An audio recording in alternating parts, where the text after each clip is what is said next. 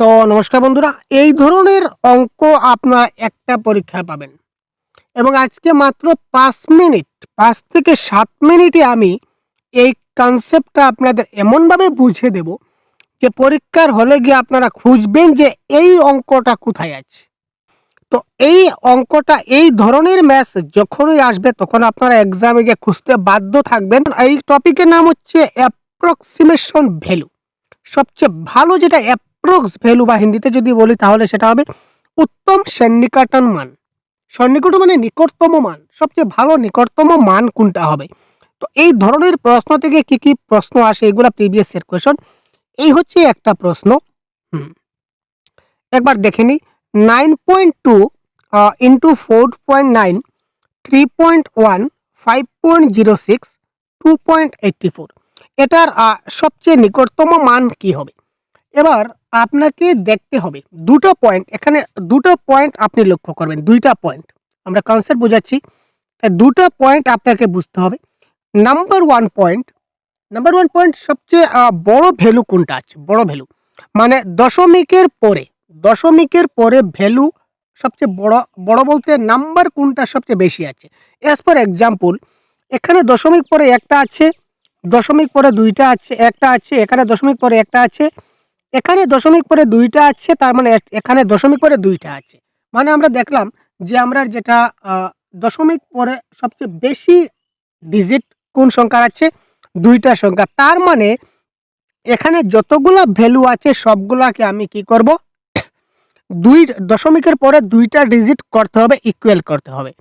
দশমিকের পরে দুইটা ডিজিট কি করে করব স্যার, একদম ভেরি ইজি। একটা মাত্র দেখুন, বললাম না, একটা কোয়েশ্চেন সলভ করুন, তারপর বাকিটা আপনি দর করে যত হাজার প্রশ্ন এই ধরনের টপিক আসলে আপনি করতে পারবেন। নাম্বার ওয়ান পয়েন্ট, দশমিকের পরে যতটা ডিজিট থাকবে প্রত্যেকটাকে বড় ডিজিটের সঙ্গে মিলাতে হবে, ইকুয়াল করতে হবে, পয়েন্ট নাম্বার ওয়ান। আর পয়েন্ট নাম্বার টু, আমাকে কম্পেয়ার করতে হবে 0.50 সঙ্গে, কিংবা 0.50 সঙ্গে আমি তুলনা করব। দুটা পয়েন্ট মাথায় রাখুন। ক্লিয়ার ভাই? এক নম্বর পয়েন্ট হচ্ছে আমি কি করলাম, এবার আমি করি, এবার আমাকে করতে হবে, না করলে বুঝবেন না। এবার ধরুন আমি লিখলাম, এখানে কত লিখলাম স্যার, 9.2 ইন্টু 4.9 ইন্টু 3.1। ক্লিয়ার? 3.1 লিখলাম। এবার হচ্ছে ডিভাইডেড, ইয়েস ডিভাইডেড আছে আমি দিলাম, অসুবিধা নাই। এবার নিচে কত আছে দেখুন, 5.06 ইন্টু 2.84, ইয়েস স্যার 2.84। এবার আমি আপনাদের প্রথমে কি বলেছিলাম, প্রথমটা হচ্ছে কি প্রত্যেকটাকে সেম ডিজিটে করতে হবে। এবার দশমিক পরে এখানে দুইটা ঘর আছে, এখানে দুইটা ঘর আছে, মানে সবগুলোকে আমি দুইটা ঘরে কনভার্ট করতে হবে। তার মানে এখানে 0.2 এর পরে আমি কি করলাম, জিরো লাগিয়ে দিলাম, এখানে একটা জিরো লাগিয়ে দিলাম, এখানে একটা জিরো লাগিয়ে দিলাম, খতম। এবার দেখুন প্রত্যেকটাতে দশমিকের পরে দুই সংখ্যা আছে, প্রত্যেকটাতে যদি কম থাকে আমি জিরো লাগিয়ে দেবো, কম থাকলে এখানে 3 ডিজিট থাকুক, 4 ডিজিট থাকুক, কোনো অসুবিধা নেই। আমি দশমিকের পরে কি লাগিয়ে দেবো, জিরো লাগিয়ে দিব, হয়ে গেল। এবার আমার সেকেন্ড পয়েন্টটা আমরা কি বলেছিলাম, যে আমরা সবসময় কি করব, 0.50 সঙ্গে কম্পেয়ার করব। ক্লিয়ার? এখানে দেখুন 9.20, আচ্ছা স্যার 20টা 50 থেকে বড় না ছোট? স্যার 20টা ছোট, তার মানে এখানে যেটা হবে এটাই হবে কারেক্ট অ্যান্সার। এখানে পয়েন্ট থেকে ছোট, তো 50 থেকে ছোট হচ্ছে 20, তার মানে এখানে কত হচ্ছে 9, তার মানে প্রথমটা 9ই হবে, কোনো ডাউট নেই। আচ্ছা এবার আমি দেখি, এবার দেখুন এখানে দেখুন 0.90, এবার একটু দেখুন এখানে পয়েন্ট হচ্ছে 90 আর এখানে হচ্ছে কি 0.50। তো স্যার 50 থেকে 90 তো বড়, 90 বড়, তো তার মানে এখানে কিন্তু 4 হবে না, এখানে কত হয়ে যাবে, এখানে হয়ে যাবে 5। যেহেতু বড় হয়ে গেল তাই এখানে কত দাঁড়ালো, 90 এর জায়গায় কত দাঁড়ালো আমার, 50 দাঁড়ালো। ক্লিয়ার?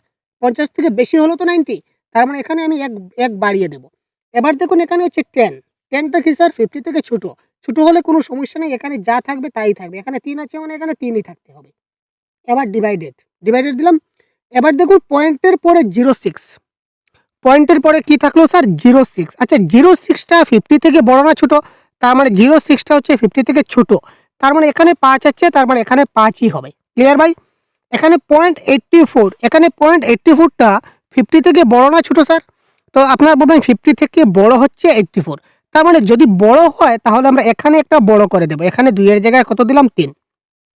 তো এবার আমাদের আনসারটা কি দাঁড়ালো, 9 ইন্টু 5 ইন্টু 3।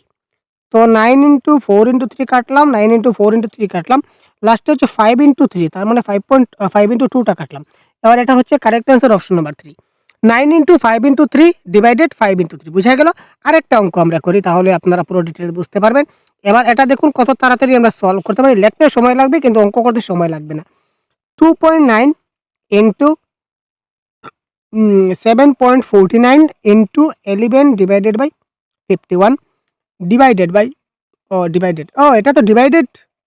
আচ্ছা, দুঃখিত। এখানে ডিভাইডেড দিয়েছি, ইয়েস, এখানে ডিভাইডেড বাই 11.51 হয়ে গেল।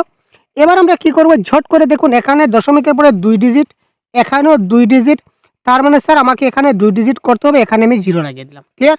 এবার আমার কম্পেয়ার কার সঙ্গে? 0.50 সঙ্গে আমি কম্পেয়ার করব। ইয়েস, তো 90টা 50 থেকে বড়, যদি বড় হয় তাহলে 2 এর জায়গায় কত বসাবো? 2 এর জায়গায় আমি বসাবো কত স্যার? 3। ক্লিয়ার? এবার দেখো 49টা 50 থেকে ছোট, কিন্তু ছোট হলে 7 এর জায়গায় কি থাকবে? 7ই থাকবে, আর কোনো সমস্যা নাই। ডিভাইডেড 51টা কিন্তু কি হবে? 50 থেকে বড় হয়ে গেল। 51টা 50 থেকে বড় হয়ে গেল। যখন বড় হয়ে গেল তখন আমি এটাকে কি করব? বড় করে দিলাম।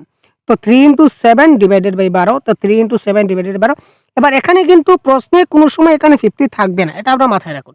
আপনার ডাউট হতে হবে, স্যার আমি 50 সঙ্গে কম্পেয়ার যদি করি তাহলে এখানে যদি আমি 50 পেয়ে যাই তাহলে কি করব? তো আপনি এরকম কোনো প্রশ্ন পাবেন না।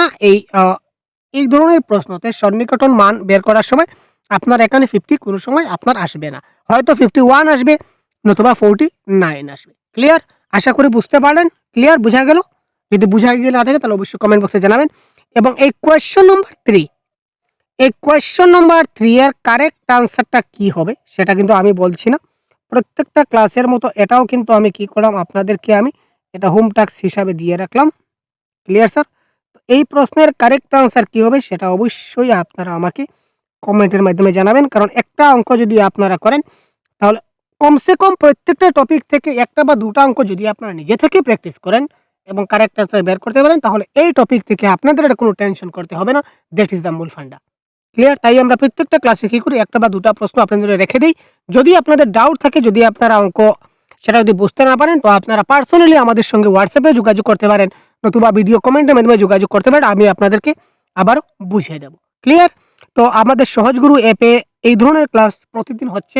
শুধুমাত্র ম্যাথস নয়, ম্যাথস হচ্ছে ম্যাথস প্যাডাগজি, ইবিএস, ইংরেজি, বাংলা, সিডিপি, তারপর পেপার 2 এর যেটা সোশিয়াল সায়েন্স, প্রত্যেকটা ক্লাস আমাদের সহজগুরু অ্যাপে আমাদের প্রাইভেট ক্লাস অ্যাভেলেবল রয়েছে।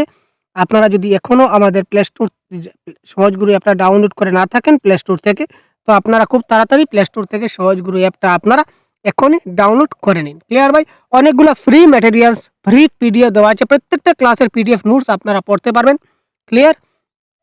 তাছাড়া বিগত 12 বছরের প্রশ্ন, যে ম্যাথসের কোন টপিক থেকে কী প্রশ্ন এসেছিল প্যাডাগজির ক্ষেত্রে বিশেষ করে, বা ম্যাথসের ক্ষেত্রে, এই ধরনের পিডিএফও আমাদের কিন্তু অ্যাপে আপলোড করা আছে আমাদের কোর্সের মধ্যে।